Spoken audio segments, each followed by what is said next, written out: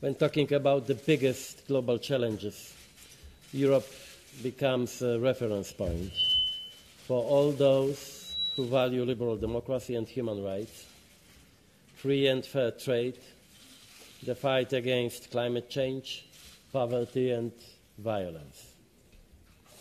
We are determined to protect and even strengthen the rules-based international order.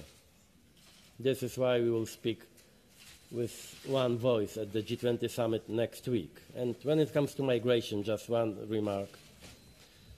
There is already a very ambitious and responsible language proposed by Chancellor Merkel. My suggestion is that maybe we could also add a very concrete reference to the fight against smugglers. We could appeal to the other G20 members to consider, for example, UN sanctions against the smugglers. In order to put smugglers on the UN list, we need the UN Security Council members to agree. The G20 format seems to be a good forum to bring it to the table. Thank you. We support the wide-ranging and ambitious agenda for the German G20 presidency. It focuses on global issues that call for a concerted approach, like growing the world economy, sustainable development, energy and climate. And as one of the world's most open economies, it's particularly important to the Netherlands to be able to have a say on these issues. And I'd like to briefly mention one, international trade. Something that is crucial not only to the Netherlands as an export country, but I believe to all countries in the world.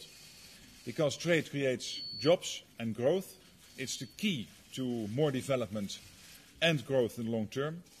And that is why we need to remove as many barriers to free trade as possible.